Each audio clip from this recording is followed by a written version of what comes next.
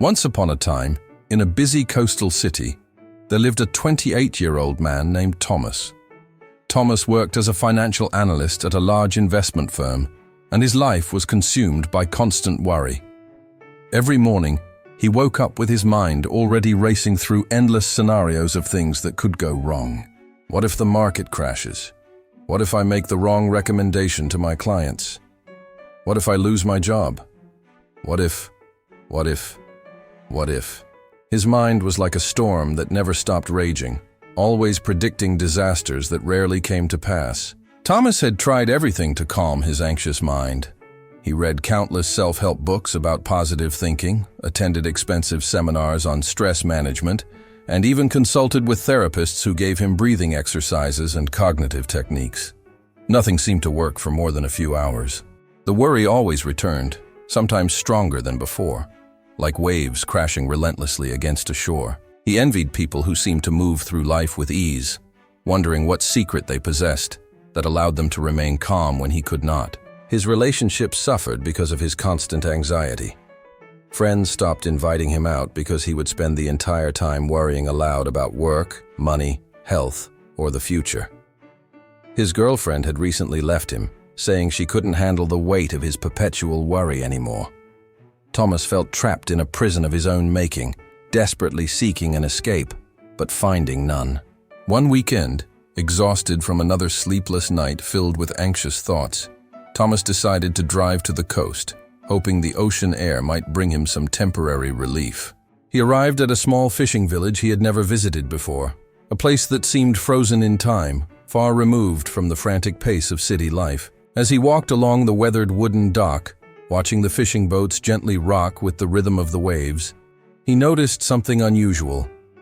There was an old fisherman, perhaps in his 70s, sitting on the edge of the dock with his legs dangling over the water, mending his fishing nets with practiced hands. What caught Thomas's attention wasn't the man's work, but his face. The fisherman had the most peaceful expression Thomas had ever seen on another human being. His weathered features showed a lifetime of work under the sun, but his eyes held a depth of tranquility that seemed almost impossible given the unpredictable nature of life at sea. Curious and somewhat desperate for any wisdom that might help him, Thomas approached the old man. "Excuse me, sir," he said hesitantly. "My name is Thomas. I hope I'm not disturbing you, but I couldn't help noticing how peaceful you seem. May I ask you something?" The fisherman looked up from his nets, smiled warmly, and gestured for Thomas to sit beside him. "My name is Samuel," he said in a voice as calm as still water, "and you're not disturbing me at all. What troubles you, young man?" Thomas found himself pouring out his story to this stranger, explaining how worry had taken over his entire life, how he couldn't find peace no matter what he tried, how he felt like he was drowning in an ocean of anxiety. Samuel listened patiently without interruption, nodding occasionally, his hands continuing their rhythmic work on the nets. When Thomas finally finished, Samuel was quiet for a long moment, looking out at the horizon where the sea met the sky. "Let me tell you something about the sea," Samuel began, his voice carrying the wisdom of decades spent on the water. "When I was young, I was very much like you. I worried about everything. Will the storms destroy my boat? Will the fish come? Will I have enough money to feed my family? Every day was torture because I was fighting battles that existed only in my mind. Then one day, after a particularly difficult season, my grandfather taught me something that changed my life forever." Samuel set down his nets and turned to face Thomas directly. "My grandfather was also a fisherman, and he told me this. Samuel, you can worry about the storm, or you can prepare your boat, but you cannot do both well at the same time." I didn't understand what he meant at first, so he explained it to me with a simple exercise that fishermen have used for generations to survive the unpredictability of the sea. The old fisherman picked up a smooth stone from the dock and handed it to Thomas. "This stone represents the present moment. Hold it in your hand and feel its weight, its texture, its temperature. Now, I want you to answer me honestly. While you're truly focused on feeling this stone, can you worry about tomorrow?" Thomas held the stone and focused on its cool, smooth surface. For a brief moment, his racing thoughts quieted. "No," he admitted, surprised. "I can't." "That's the secret," Samuel said with a knowing smile. "Worry only exists when your mind leaves the present moment. It's either replaying the past or rehearsing the future. But life, real life, only happens now."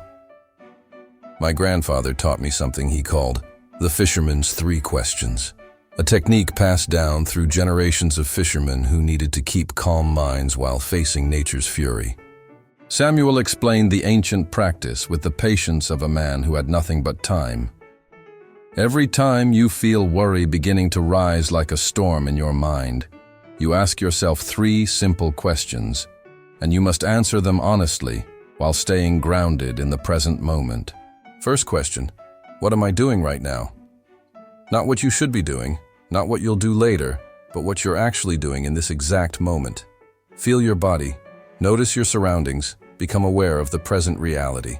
Second question, Samuel continued, is there something I can do right now to improve this situation? Notice I said, right now, not tomorrow, not next week. If the answer is yes, then do it. If the answer is no, then move to the third question. This question separates useful preparation from useless worry. Third question, if I cannot do anything right now, why am I giving it my mental energy? This is the most important question because it reveals the truth about worry. It's a thief that steals your present moment to pay for futures that may never come. When you truly understand this, you realize that worry is not preparation, it's not planning, it's not being responsible. It's simply choosing to suffer before it's necessary, and often for things that will never happen. Thomas listened intently, feeling something shift inside him. But what about being prepared? What about planning for the future? He asked. Samuel nodded. Planning is different from worrying. Planning happens in the present moment, using the present moment's resources to prepare for likely scenarios. Worry is being mentally absent from the present, living in an imagined future where things go wrong. A fisherman checks his equipment before sailing. That's planning. A fisherman lies awake at night imagining 100 ways his boat could sink. That's worry. One is useful, the other is suffering with no benefit. Other is. Samuel taught Thomas to practice the 3 questions throughout the day, especially when worry began to rise. Start small, he advised. When you notice yourself worrying, ground yourself first. Feel your feet on the ground, take a deep breath, then ask the questions. At first, your mind will resist because it believes worry is keeping you safe. But gradually, you'll discover that letting go of worry doesn't make you careless. It makes you more effective because you're using your mental energy where it actually matters. Thomas spent the rest of the afternoon with Samuel, learning not just the technique, but the philosophy behind it. The sea has taught me that we cannot control the storms, but we can control how we navigate them, Samuel shared. The fishermen who survive the longest aren't the ones who worry most, but the ones who stay present, assess accurately, and act decisively when action is needed. The rest of the time they rest their minds because they know that a calm mind makes better decisions than an anxious one. As the sun began to set, painting the sky in shades of orange and pink, Thomas felt something he hadn't experienced in years, genuine peace. Not because his problems had disappeared, but because he finally had a tool to separate what was real from what was imagined, what was useful from what was destructive. Samuel gave Thomas the smooth stone as a reminder. Whenever you feel the storm of worry beginning, hold this stone, ask the 3 questions, and remember, you cannot change the wind, but you can adjust your sails. Thomas returned to the city that evening, but he was not the same man who had left it that morning. Over the following weeks, he practiced the fisherman's 3 questions religiously. At work, when his mind started spiraling into worst-case scenarios, he would ground himself, ask the questions, and either take immediate action on what he could control or consciously release what he couldn't. The transformation was remarkable. His decision-making improved because he wasn't paralyzed by anxiety. His relationships deepened because he was actually present during conversations instead of mentally rehearsing future disasters. The most profound change came in how Thomas experienced life itself. He discovered that most of what he had worried about throughout his life never actually happened, and the things that did happen were far less catastrophic than his anxious mind had predicted. More importantly, he realized that even when challenges arose, he handled them better with a calm mind than he ever could have with a worried one. 3 months later, Thomas drove back to the fishing village to thank Samuel. When he found the old fisherman on the same dock, mending the same nets, Samuel looked up and smiled as if no time had passed at all. "The storm inside you has quieted," Samuel observed. "I can see it in your eyes. You've learned what the sea taught me, that peace is not the absence of storms, but the ability to remain calm within them." Thomas sat beside Samuel once more, this time not as a desperate man seeking answers, but as a student who had learned his lesson well. "I want to thank you," Thomas said. "Your grandfather's wisdom changed my life. I finally understand that worry was never protecting me. It was imprisoning me. Now I live in the moment. I plan when planning is useful, and I release what I cannot control." Samuel nodded with satisfaction. "My grandfather used to say that worry is like rocking in a rocking chair. It gives you something to do, but it gets you nowhere. The fishermen who learn this lesson early live longer, happier lives.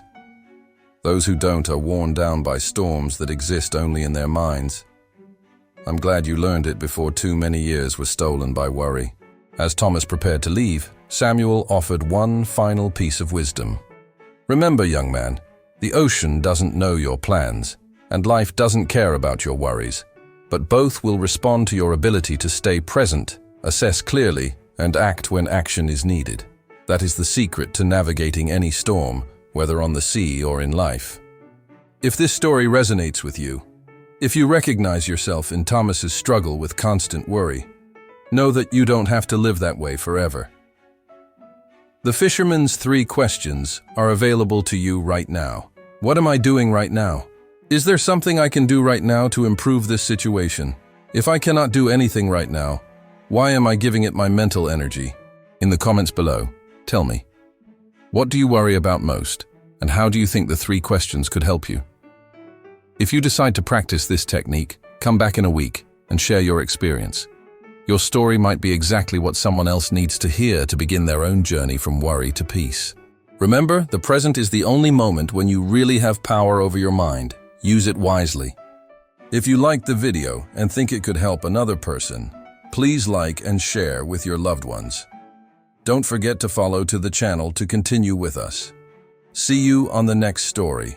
Until then, stay safe, stay grateful, and thank you for being you.